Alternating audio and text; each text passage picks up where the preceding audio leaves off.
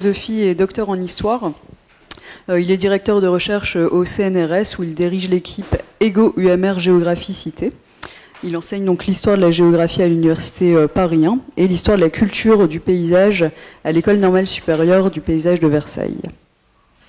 Il est l'auteur de nombreuses publications, notamment sur l'histoire des savoirs géographiques au XVIe siècle. Il a publié plusieurs ouvrages, donc intitulés notamment Habiter, un monde à mon image en 2013. Voir la Terre, 6 essais sur le paysage et la géographie en 2000, et ainsi de suite. Il y en a trop pour que je les cite toutes. Voilà, donc ce matin, il nous propose une intervention intitulée « Au-delà du dualisme, le paysage comme monde commun de l'humain et du non-humain ». Oui, merci. Merci, et puis merci de cette invitation. Je suis très heureux d'être là et de participer aux activités annuelles de ce réseau, qui m'est cher par ailleurs. Et merci donc à Chiara, André et Arnaud d'avoir rendu possible cette rencontre.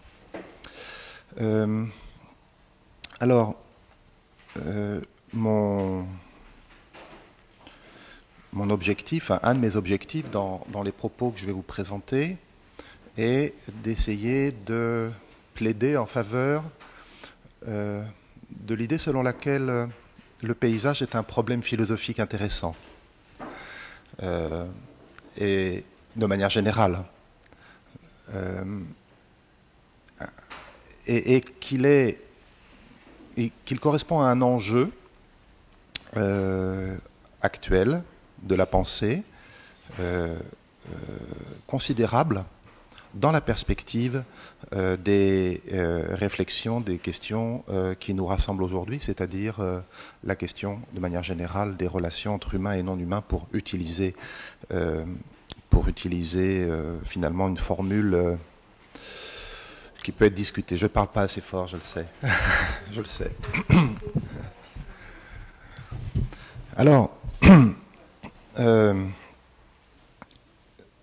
c'est une question complexe.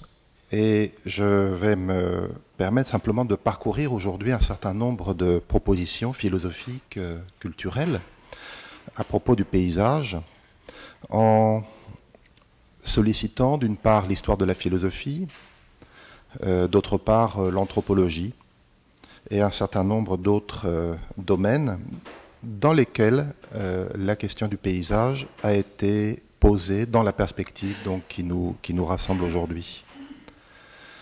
Je vais procéder de la manière suivante. Je vais d'abord, en m'appuyant sur un texte qui a fait référence de Joachim Ritter, consacré au paysage, et dont le sous-titre est, donc le titre c'est Le paysage, le sous-titre c'est Naissance de l'esthétique moderne, si je me souviens bien. Je vais m'appuyer sur ce texte et l'analyse de Ritter, pour essayer d'indiquer en quoi le paysage naît dans un double mouvement qui est à la fois celui d'une perte et celui d'une relation dans la perte. Perte de la relation avec la nature considérée comme totalité, comme cosmos, et tentative de maintenir une relation à l'intérieur de cette perte de la totalité, mais sous une forme qui sera précisément la forme esthétique.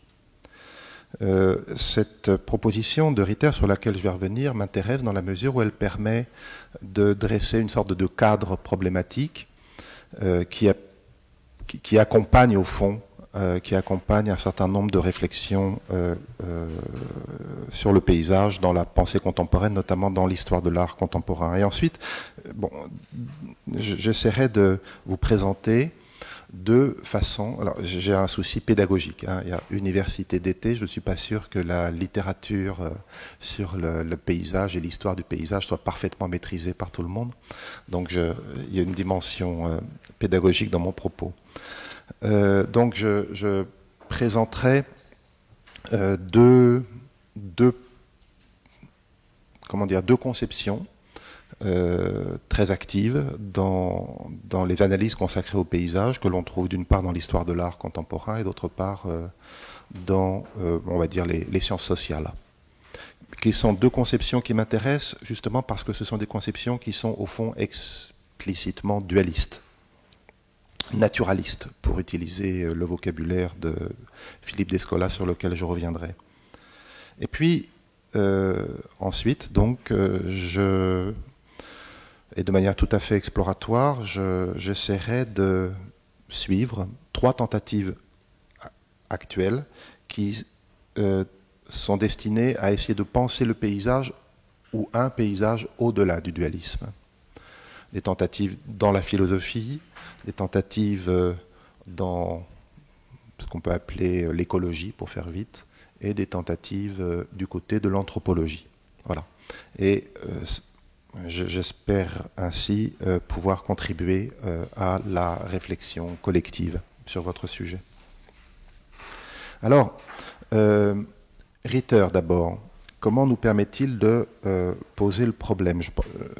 Joachim Ritter aborde une question très classique dans l'univers des réflexions sur le paysage, c'est la question de la naissance du paysage. Quand le paysage est-il apparu, où est-il apparu, etc. C'est une question tout à fait classique et qui agite énormément les historiens d'art et pas seulement eux.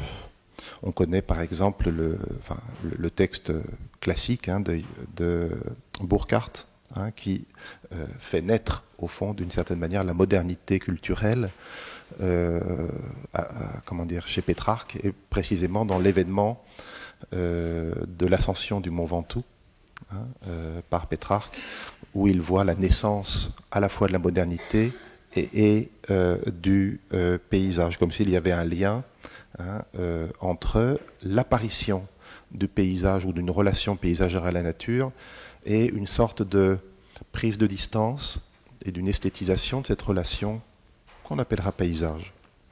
Bon, cette question est particulièrement complexe et a donné lieu à énormément de travaux sur lesquels je ne vais pas revenir. Pour sa part, Joachim Ritter présente la chose dans une chronologie un peu différente, un peu plus tardive, même s'il évoque Pétrarque. Il met en relation l'apparition du paysage avec ce qu'il appelle l'apparition de l'esthétique, avec donc précisément Baumgarten, mais il éclaire Baumgarten, l'apparition même de Baumgarten, par autre chose qui est bien connue, qui est, mettons, ce qu'on pourrait appeler la révolution scientifique, qui est l'apparition de la science moderne, qu'il caractérise de deux manières. Science moderne comme rapport analytique à la réalité, et science moderne comme rapport désincarné à la réalité. Désincarné ou désincorporé, pourrait-on dire, au sens où, et c'est un point sur lequel il faut peut-être insister, au sens où la science moderne est une science, mettons, copernicienne, pour reprendre les termes de Ritter, et ce faisant, elle induit un déplacement, une disparition, elle provoque une disparition dans la conscience européenne, qui est la disparition de la relation avec la nature considérée comme un tout. La science moderne signale au fond, et c'est le propos que développe Ritter, la science moderne signale la disparition de la possibilité d'accéder à la contemplation de la nature considérée comme une totalité. Alors, je ne vais pas développer ce point qui, je crois, est bien connu et qui justifie donc l'apparition, selon Ritter, de la notion de sentiment esthétique, de sensibilité esthétique, de vérité esthétique, qui justement viennent prendre en charge cette relation au tout, que la science ne prend plus en charge. Nous vivons donc non pas dans une nature, mais dans deux natures. L'époque du naturalisme, c'est l'époque de la vie dans deux natures, une nature qui est celle de la science et une nature qui est celle de ce qu'on pourrait appeler le monde vécu, en fait, ou plus précisément de ce que Ritter va appeler le monde ptoléméen. Et c'est pour ça que j'évoquais Copernic ou le monde copernicien tout à l'heure. Qu'est-ce que le paysage, au fond, hein, selon Ritter? Ce n'est pas autre chose que le monde ptoléméen, c'est-à-dire un monde tel qu'il est vécu, saisi par un terrien. Je vais essayer de trouver une phrase dans laquelle Ritter dit cela.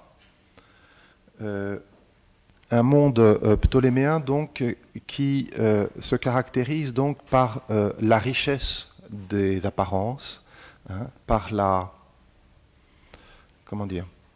par le caractère terrien des apparences. Et ce point est assez fondamental, hein, dans l'histoire des représentations du paysage. En ce sens, le paysage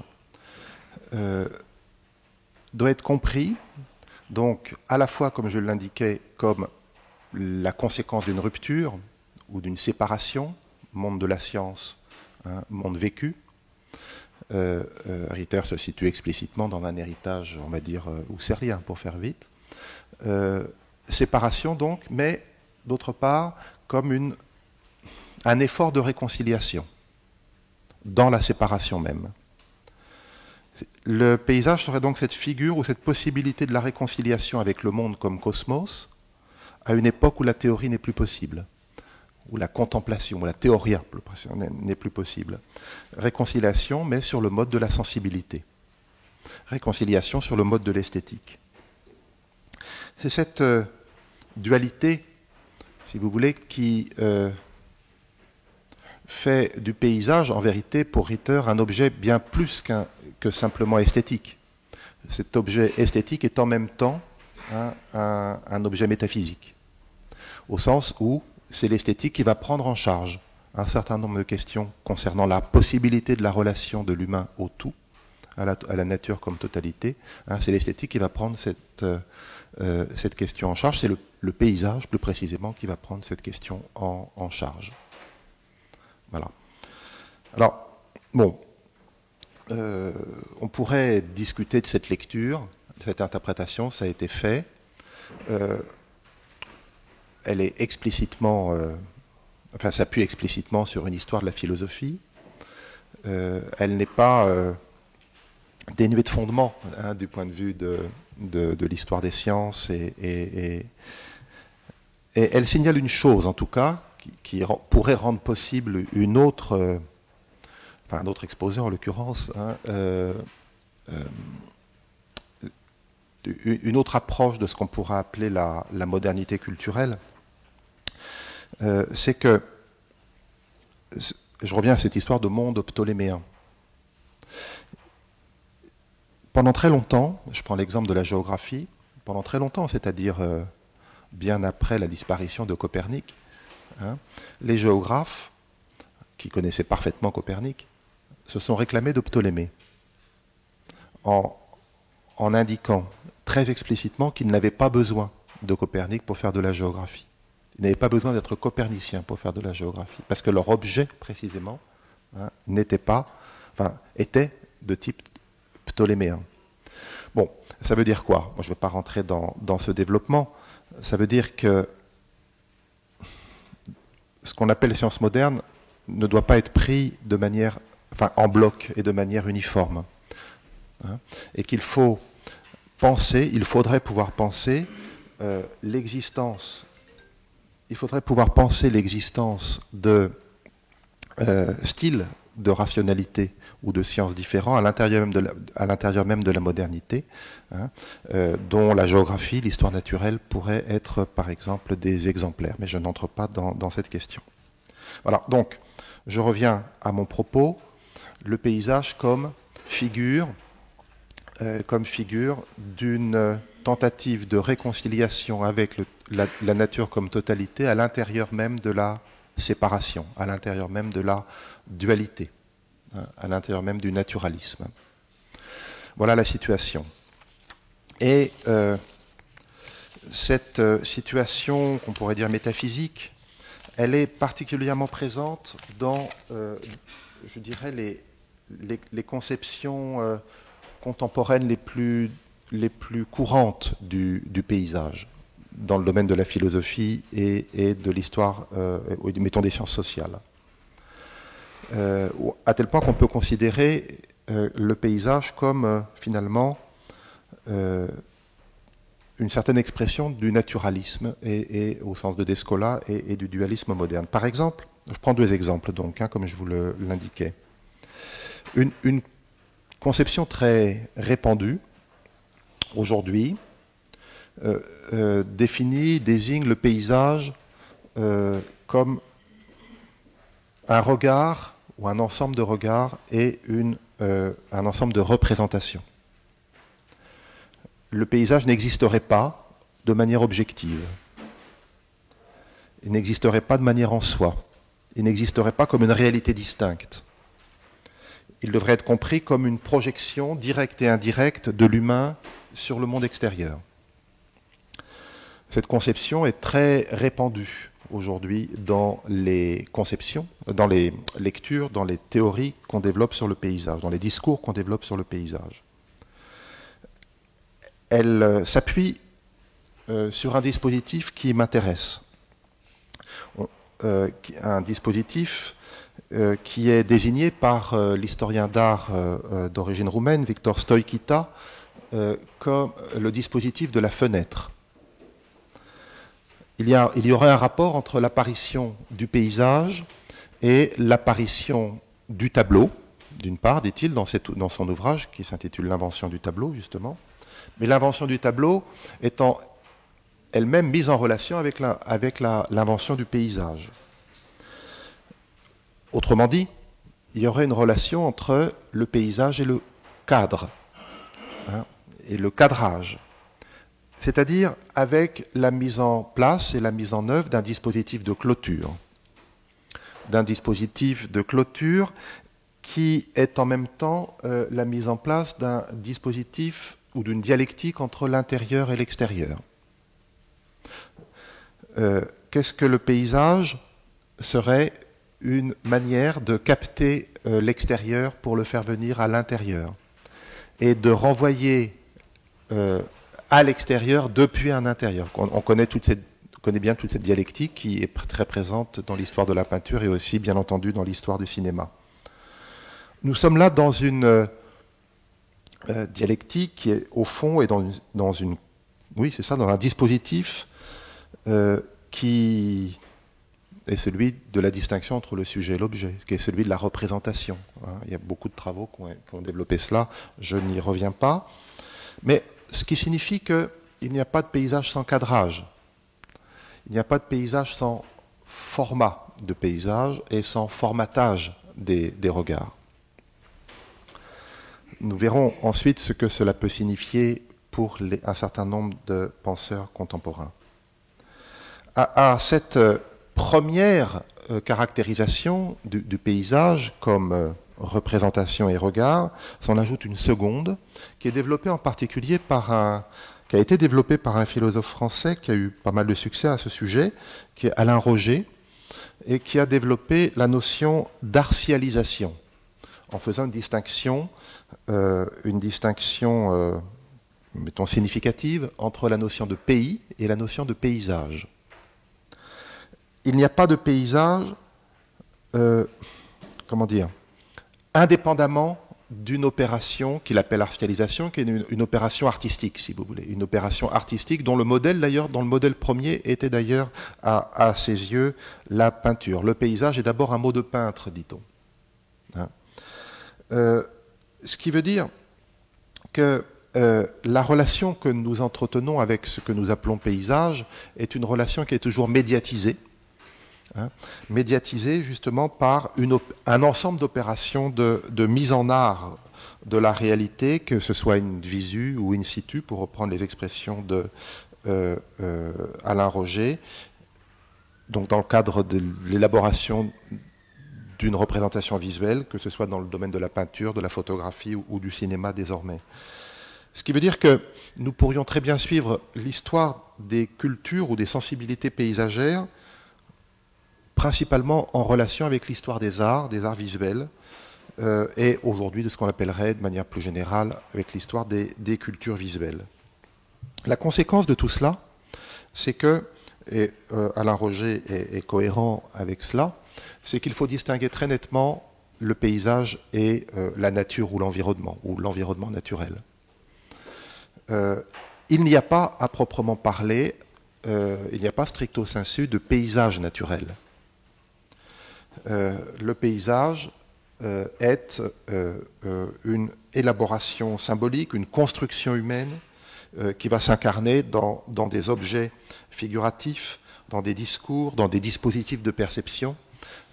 Et en cela, le paysage donc est véritablement la manifestation de la puissance du naturalisme dans la culture européenne contemporaine, enfin moderne plus précisément, et en particulier dans la culture philosophique moderne.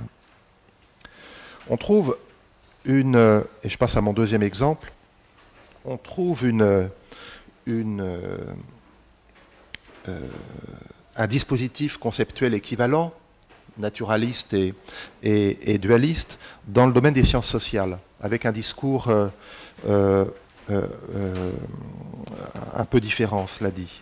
Le paysage est présenté là comme une œuvre, non plus comme un regard ou une représentation visuelle, mais comme une œuvre, comme une œuvre sociale, politique et sociale, en relation avec la production de territorialité, et ceci en relation à un projet humain d'habitation sur la Terre.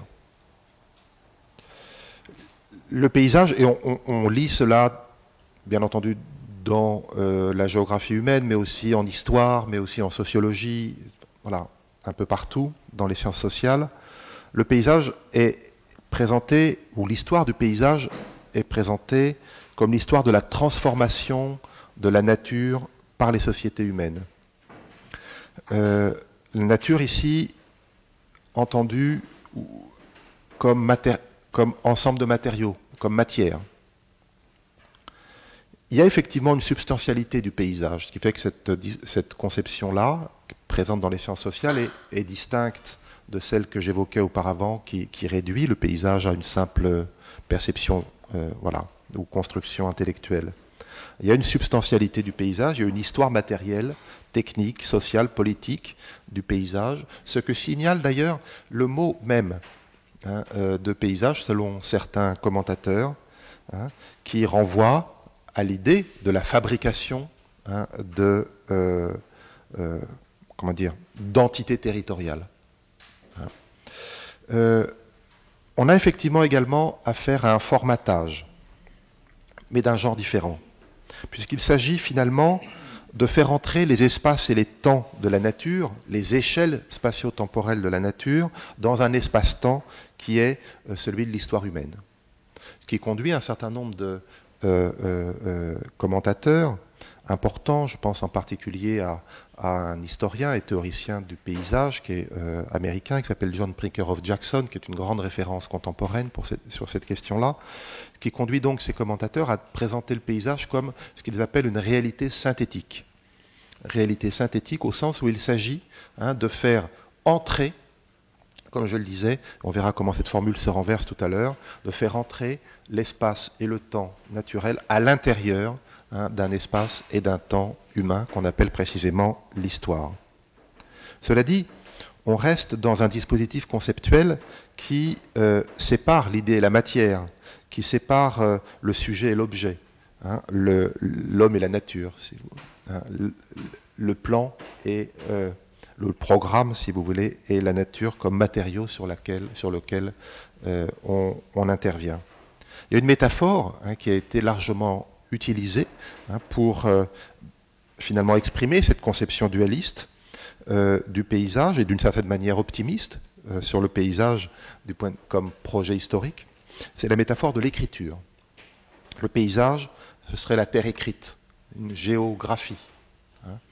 On trouve ça dans de très nombreux textes, Je pense en particulier à quelques pages intéressantes de Michel Serres, qui développe de manière extensive, intensive même, cette relation entre paysage et écriture, entre paysage et page, etc., etc., à partir d'une exploration de l'étymologie du mot paysage, du mot pays, mais aussi du mot écriture, et qui met en relation dans une, comment dire, dans une sorte d'écho avec ce que les anthropologues ont pu indiquer par ailleurs, qui met en relation la naissance de l'écriture et la naissance de l'agriculture. Bien entendu, les écritures peuvent varier. Les écritures, c'est-à-dire les écritures paysagères, peuvent varier dans le temps et dans l'espace, selon les valeurs et représentations culturelles, selon les possibilités techniques, les normes politiques et juridiques, selon les conditions matérielles. Ce qui veut dire qu'il y a des sociétés qui effleurent à peine le sol, d'autres qui le sculptent ou le modèlent, d'autres qui le bouleversent et le créent ou le recréent complètement. Les œuvres paysagères peuvent varier à la surface de la Terre. Mais à chaque fois, l'enjeu de ces actions paysagères est un enjeu moral et politique, puisqu'il s'agit de créer, de construire, de fabriquer, mais aussi d'entretenir des espaces à l'intérieur desquels une communauté humaine, pensée comme communauté politique, peut s'installer, peut déployer son histoire. J'insiste quand même sur ce point pour avancer un peu. On reste là dans un dispositif dualiste. D'un côté les hommes, de l'autre côté la nature. D'un côté les hommes qui se posent la question d'un établissement politique viable en transformant une nature, en transformant par la production, par la fabrication, une nature qui est pensée avant tout comme un ensemble de matériaux plus ou moins résistants, si vous voulez. Le paysage est en relation avec l'anthropisation de la terre, comme on dit encore parfois. On parle de paysage humain, là encore, pas de paysage naturel, mais le paysage est avant tout une œuvre humaine. Voilà, je voulais simplement évoquer ces deux exemples qui correspondent à des conceptions qui sont largement partagées dans la pensée contemporaine sur le paysage et qu'on retrouve donc, comme je l'indiquais, aussi bien dans les domaines de l'histoire et la théorie des arts, mais aussi dans le domaine des sciences sociales. Et je voudrais évoquer maintenant trois tentatives, comme je l'indiquais tout à l'heure, trois tentatives qui cherchent à dépasser cette conception du paysage et à dépasser le dualisme, c'est-à-dire qui cherchent qui s'installent, je dirais, dans une critique de la représentation, dans la mise en place d'une autre conception de l'histoire et de l'action, et aussi peut-être d'une autre philosophie de la nature. Décidément, je crois que je n'arriverai pas à utiliser cette chose-là. Alors, la première de ces tentatives, je pense que vous la reconnaîtrez facilement. La première de ces tentatives s'appuie, au fond, sur une conception du paysage comme expérience, et plus précisément comme expérience du sentir.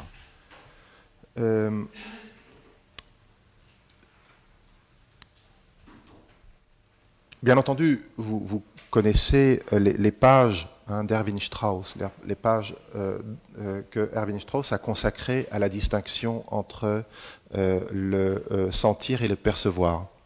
Mais il ne vous a pas échappé, sans doute, lisant ces pages, que le paysage est impliqué dans la mise en œuvre de cette distinction. Puisque la distinction entre sentir et percevoir, c'est au fond la distinction entre le paysage et la géographie, ou la géographie entendue comme cartographie. Le paysage, si l'on suit ce que dit Erwin Strauss et ceux qui l'ont prolongé, comme par exemple Henri Maldinet dans le commentaire qu'il a pu en faire, le paysage est donc lié à l'expérience de la désorientation, au sens propre du terme, à l'expérience, je dirais même, de la déroute. Donc, et quand je dis déroute, au fond, c'est pour laisser entendre que selon cette conception, cette perspective, le paysage est lié au fait que l'on va sortir du chemin. Et dans le mot chemin, vous entendez odos, vous entendez méthode. Ce qui veut dire précisément que le paysage est lié à un double phénomène qui est à la fois celui de la double événement, plus précisément, celui de la désobjectivation et celui de la désubjectivation corrélative. Ce point est important, car le paysage, à ce moment-là, dans le dispositif que j'évoque là, ce dispositif qui va valoriser l'expérience du sentir, le paysage, donc, est une sorte d'événement de communication pré-réflexive avec ce qui arrive. En ce sens, le paysage signifie non seulement la dislocation du couple sujet-objet ou la remise en cause du couple sujet-objet que j'évoquais il y a un instant, mais peut-être aussi la sortie du couple humain-non humain, puisque nous sommes dans une zone qui précède ce genre de distinction. Quelqu'un que je vais citer a développé, je pense, cette conception. Il s'agit de Giorgio Agamben, dans l'ouvrage intitulé « L'usage des corps », qui contient quelques pages, et au moins une page intéressante pour mon propos consacré au paysage. Je le cite. Et on voit, je vais commenter en même temps. On ne comprendra ce qu'est le paysage, dit Agamben, que si l'on se rend compte qu'il représente un stade ultérieur par rapport au milieu animal et au monde humain. Il fait référence à Uexküll. Lorsque nous regardons un paysage, nous voyons assurément l'ouvert, nous contemplons, à mon avis, il fait référence plutôt à Heidegger commentant Uexküll, mais c'est autre chose. Nous contemplons le monde avec tous les éléments qui le composent. Les sources anciennes énumèrent ici les bois, les collines, les miroirs d'eau, les villas, les promontoires, les fontaines, les torrents, les canaux, les troupeaux et les pâtres, les gens qui vont à pied ou en bateau, ceux qui vont à la chasse ou aux vendanges. On aura reconnu ici du Pline dans son texte justement sur l'ekphrasis. Mais ces éléments qui ne faisaient déjà plus partie d'un milieu animal sont, pour ainsi dire, désactivés un à un sur le plan de l'être et perçus dans leur ensemble sous une nouvelle dimension. Nous les voyons, continue Agamben, parfaitement et clairement comme jamais, et pourtant nous ne les voyons déjà plus, perdus que nous sommes, perte heureuse et immémoriale dans le paysage. C'est une référence à Strauss. L'être en état de paysage est suspendu et désactivé, et le monde, devenu parfaitement inappropriable, va pour ainsi dire au-delà de l'être et du néant, ni animal ni humain. Celui qui contemple le paysage est seulement paysage. Il ne cherche plus à comprendre, il se contente de regarder. Si le monde était le désœuvrement du milieu animal, le paysage est pour ainsi dire désœuvrement du désœuvrement, être désactivé. Cette page que je trouve intéressante dans la perspective qu'est la mienne à ce moment, d'exploration du paysage en relation à l'expérience du sentir. Cette page m'intéresse pour un ou deux mots, qui est le mot de désactivation, qui est le mot de désœuvrement, car il s'agit bien là de la possibilité même de faire surgir le paysage comme tel. Mais dans une perspective justement qui n'est plus celle de la distinction de l'humain et du non-humain. On pourrait évoquer aussi, toujours pour mobiliser des philosophes qui se sont intéressés à la question du paysage, on pourrait mobiliser également Georg Simmel. Et le texte de Simmel, datant de 1913, intitulé « Philosophie du paysage ». Dans ce texte, Simmel fait un usage productif, je pense, du concept de Stimmung. Il y a paysage, dit-il, lorsque l'ensemble des parties ou des éléments qui sont dans les lieux et qui se juxtaposent les uns aux autres dans l'espace, d'un seul coup vont se présenter comme une unité, comme une entité sui generis, comme une forme globale. Une forme qui ne se réduit pas, qui est en émergence, si vous voulez, qui ne se réduit pas à chacun des éléments qui la composent. Le paysage serait cela, fondamentalement, l'émergence de cette forme globale au-delà des éléments qui la composent. Mais il y a, continue Simmel, un mode particulier d'unité dans le paysage. Un mode particulier d'unité qui est différent de celui qui est obtenu par la pensée scientifique. C'est une unité qui est sentie ou ressentie dans une expérience corporelle.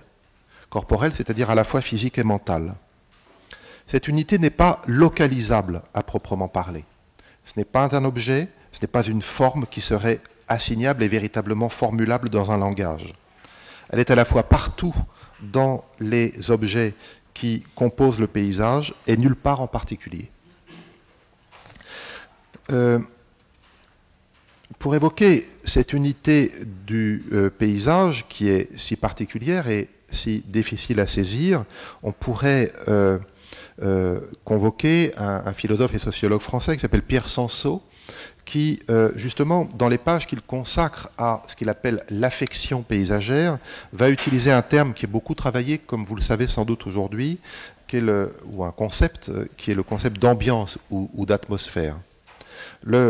La désobjectivation, si je puis dire, du paysage va faire du paysage quelque chose comme un espace qui enveloppe plus qu'un objet qui fait face, une atmosphère, une ambiance. Sansot dit la chose suivante: l'ambiance ou l'atmosphère ne sont nulle part et elles figurent un invisible qui pénétrerait les choses sans se durcir en l'une d'entre elles. Je ne peux, poursuit-il, je ne peux pas exactement désigner le siège, l'origine, les points forts de l'atmosphère, ce qui signifie qu'il n'y a pas de face à face et que je ne peux pas adopter une position frontale. Le paysage n'est pas le lieu de ce point de vue-là. Le paysage n'est pas un lieu. Le paysage, même s'il a lieu, ne se réduit pas au lieu et il n'est pas localisable à proprement parler. Poursuivant cette réflexion, Jean-François Lyotard, dans un des rares textes qu'il a consacré au paysage, définit le paysage comme dépaysement, dans un terme qu'il faudrait prendre dans toute sa profondeur. Parler de Stimmung du paysage, ce n'est pas nécessairement donc appliquer sur les lieux un élément subjectif. Non, il se passe autre chose dans le paysage, répond Simmel, dans l'expérience du paysage. Une autre chose qui est vraiment spécifique du paysage, et c'est ce qu'exprime la notion de Stimmung. Le paysage n'est ni objectif ni subjectif, il est affectif sans être intérieur, et c'est précisément ce à quoi correspond la notion de sensibilité. Être sensible, c'est pour ainsi dire, si je puis dire, c'est sur la peau que ça se passe. À la fois, à la surface de notre enveloppe corporelle, une enveloppe corporelle qui est à la fois physique et mentale, dans une zone de contact et d'échange où il n'y a pas encore eu lieu la séparation entre intérieur et extérieur. Sansot prolonge cette analyse, si je puis dire, en disant ceci à propos du paysage. C'est une part de nous-mêmes qui serait sensible, végétale, minérale, aussi bien que pierre et sable, que ville de pierre, que prairie, que forêt, que grondement périurbain. Voilà. Il faut parvenir à essayer de réactiver, on va voir comment les anthropologues procèdent, essayer de réactiver la présence de la prairie en nous. Et c'est cela, la sensibilité paysagère telle que envisagée par Sansot après d'autres. Alors une deuxième tentative est très différente, très active. Elle nous met plutôt du côté de l'écologie du paysage. Je reviens peut-être sur... je vois que le temps passe, je vais essayer d'aller vite. Je reviens sur une notion importante qui est la notion d'écoumène, oikoumène, qui est une notion par laquelle les Grecs désignaient le monde habitable ou habité par les hommes. Et les Grecs faisaient cette distinction nette entre ce que nous pourrions appeler la planète, d'une part, hein, le globe terrestre dans sa physicalité, et puis l'écoumène, d'autre part. On dit aujourd'hui que la Terre le globe terrestre a été complètement anthropisé, complètement humanisé.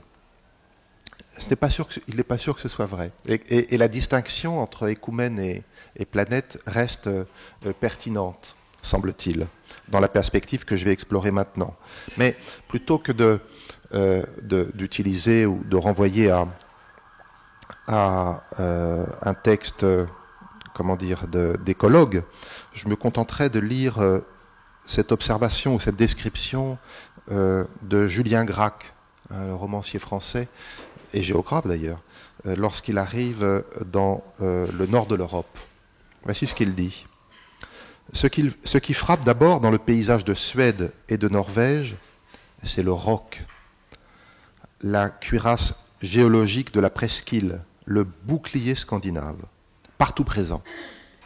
Non pas le rocher, le roc. Tout ce qui pouvait s'arracher, s'extraire, s'araser, la glace l'a arraché, extrait, arasé du squelette, gratté, brossé, récuré jusqu'à l'os. Il ne reste que le noyau profond mis au jour, la roche mère, intacte, inaltérée. Et ça, c'est un point que je pense qu'il ne faut pas négliger. Hein.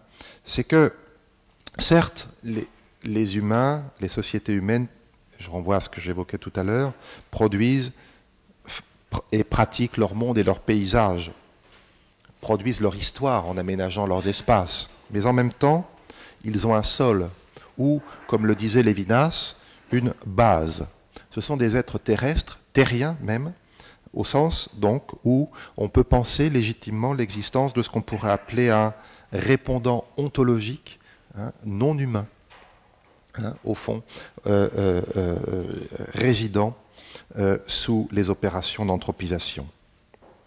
Alors, il y a donc cette espèce d'écart métaphysique entre l'écoumène et le globe terrestre, pourrait-on dire, ou la planète plus précisément, et c'est à l'intérieur de cet écart qu'une écologie du paysage va tenter de se développer.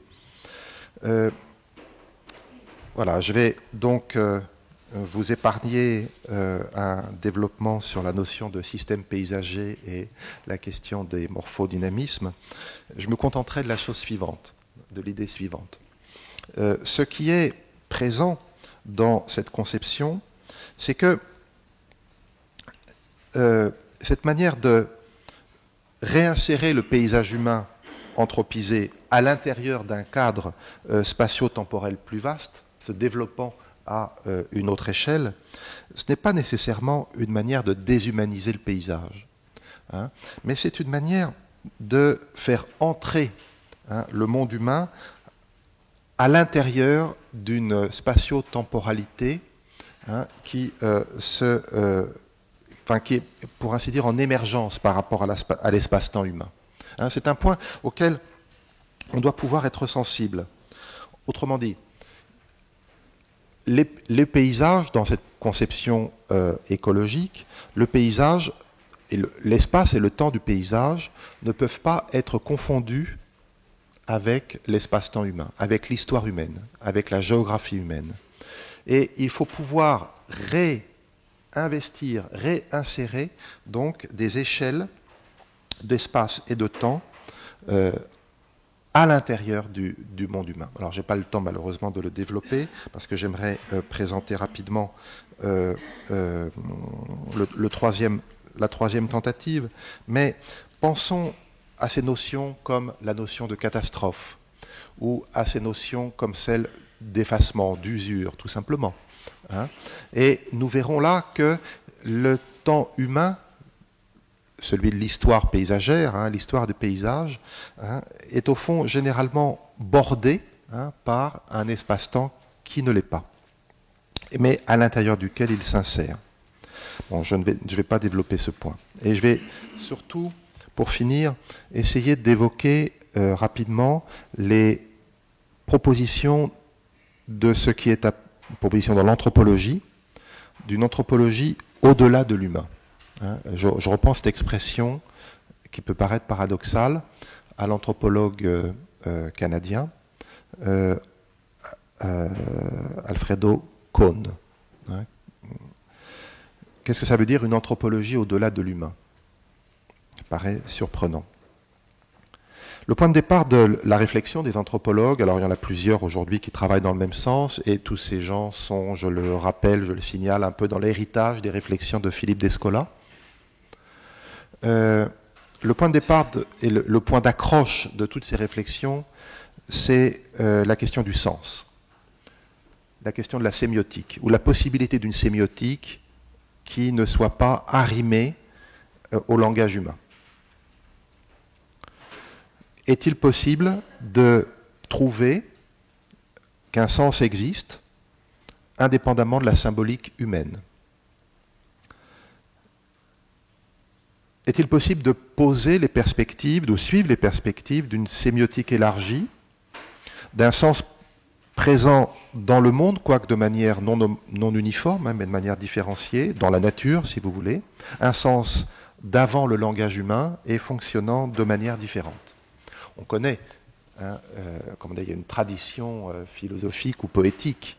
Hein, je vous épargne la lecture enfin non, je ne vais pas vous l'épargner, de cette page du début des disciples Assaïs, de Novalis, hein, qui parle de cette grande écriture chiffrée. Hein. Cette grande écriture chiffrée, dit-il, que l'on rencontre partout, sur les ailes, sur la coque des œufs, dans les nuages, dans la neige, dans les cristaux, les concrétions minérales, sur les eaux gelées, à l'intérieur et à l'extérieur des montagnes, des plantes, des animaux, des hommes, dans les éclats du ciel, etc. etc. Voilà, il y a cette tradition qu'on pourrait dire romantique, ou en tout cas d'une certaine philosophie de la nature, qui va poser l'existence d'un sens dans le monde, un sens objectif, si je puis dire, existant dans le monde.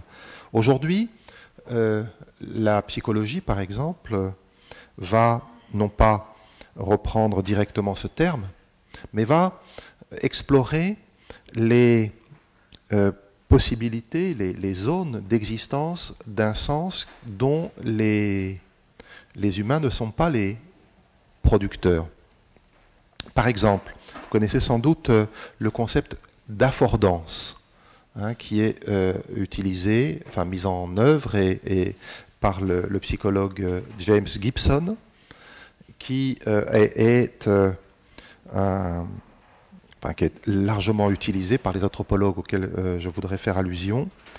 L'affordance, les affordances, qu'on peut traduire aussi par les invites, hein, ce sont les propriétés de l'environnement vivant qui sont immédiatement significatives, immédiatement signifiantes, hein, et qui invitent à la prise, qui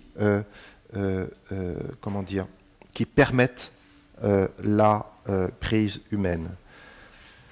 Comme si les significations étaient dans les choses et non pas immédiatement dans les choses, perçues comme telles, et non pas construites par les humains, ce qui implique, mais je ne le développe pas, une modification de la théorie de la perception, bien entendu. Hein. Tim Ingold, l'anthropologue donc britannique qui utilise ce concept d'affordance, ajoute quelque chose d'important, que le concept d'affordance n'a de sens que dans le cadre d'une relation pratique, d'une relation active entre les humains et les vivants de manière générale, d'une part, et leur environnement, d'autre part. L'affordance, donc, n'a de sens que dans un rapport pratique, ce qui veut dire que l'existence de ce sens, voyez, de cette sémiotique détachée du langage humain, renvoie à une analyse, hein, des engagements pratiques des humains dans le monde.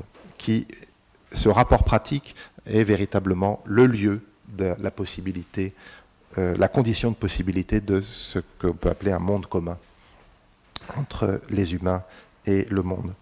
Alfredo Kohn va, en faisant référence à Uexküll, va développer, comme je le disais, explicitement le projet d'une anthropologie au-delà de l'humain, qui passe, selon lui, par la volonté de réintroduire les fins dans l'immanence.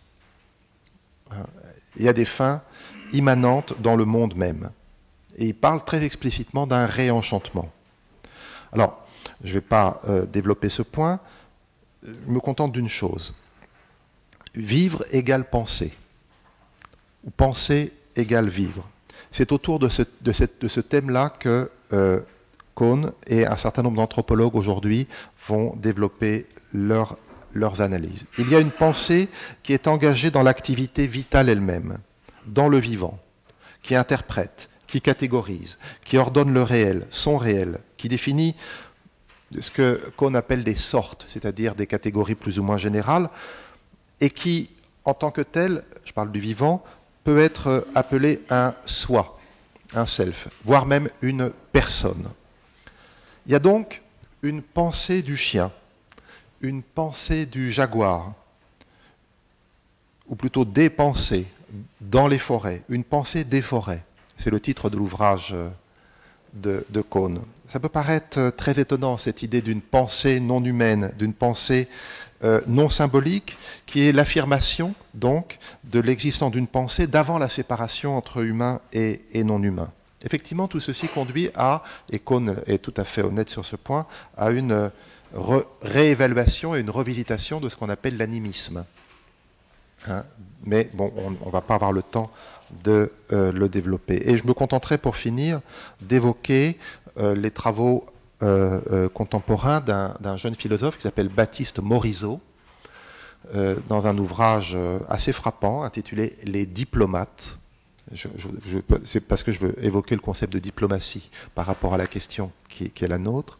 Les diplomates, sous-titre « Cohabiter avec les loups sur une autre carte du vivant ». Alors, Alfredo Kohn, dans son ouvrage, au début de son ouvrage, évoque une rencontre, enfin un conseil qu'on lui donne à propos des jaguars. Les Indiens avec lesquels il se trouve lui donnent le conseil suivant. Quand tu dors, dors sur le dos. Parce que si tu dors sur le dos, le jaguar va voir ton visage.